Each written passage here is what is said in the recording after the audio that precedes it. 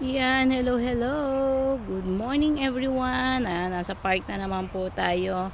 At meron lang akong ma-share yung ating devotion. Ano po yung ating devotion? Today is September 20. Wow!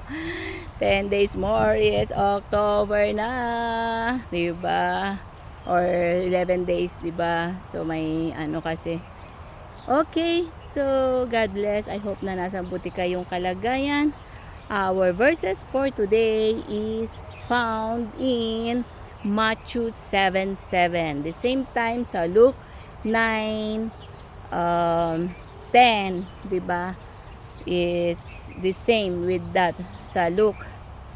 Okay, na sabi niya is seek and you will find. Knock and the door will open unto you. And of course, ask and it shall be given unto you. Kailan po tayo nag-ask, no? Nag-knock, at kailan din tayo nag-seek sa ating Panginoon. Yan po, hindi ba? At sabi niya, pag tayo ay talagang humingi sa Panginoon, ay kanyang ibibigay po. At kung ating kakatukin ang kalangitan, ay kanya ding ibibigay. At kung ating hahanapin, ating pong masusumpungan. Bakit po? Not only for ourselves, not only for our needs, or yung mga materials needs natin, but of course, yung ating spiritual na kailangan po natin sa ating Panginoon. Sometimes you feel parang pagod ka na, sometimes you feel na drain ka, di ba? Ask the Lord, Lord, palakasin mo ako spiritually, Lord, ganito po, Lord. You ask the Lord, and of course, we need to knock on the door ng heaven, di ba? Katukin mo ng katukin dahil ibibigay yan ng Panginoon. Walang tao na kumakatok na hindi pagbubuksan, di ba? Pagkatok ka ng katok, kahit sa loob ng bahay, yung taong nandoon, matutuliri yan kasi katok ka ng katok, 'di ba? Bubuksan niya yan. Bakit, 'di ba?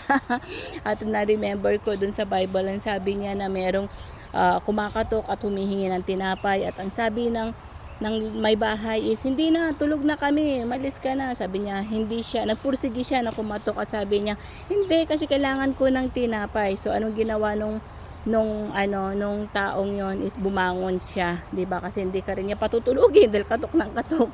So syempre hindi niya bumangon siya, at yun nga ibinigay nung pangangailangan ng tao bago siya umalis. 'Di ba? Ganun din 'yan, na mayroon tayong mga needs din, syempre lahat tayo. So ang gagawin po natin is to katukin natin ang kalangitan at ibibigay yan ng ating Panginoon. Syempre pag ikakabuti naman natin, kung alam naman na Panginoon na hindi natin ikakabuti, bakit niya ibibigay kung ikakasama naman natin, di ba?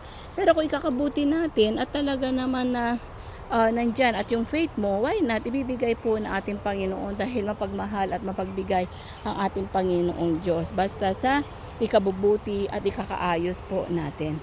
And of course po, you need to seek God. Bakit po? Kasi ang seeking, kailangan po natin isik ang Panginoon habang nakikita pa nakikita o nararamdaman natin siya. Bakit po? Kasi yung iba soon or pagdating ng panahon na kahit ano hindi na po natin makikita ang ating Panginoon, di ba? Mahihirapan na po tayo kasi yan, mas lalo pag kayong wala na ang grace ng Panginoon, wala na ang Holy Spirit, mahirapan. So ngayon po, seek nyo ang ating Panginoon habang nandyan po siya.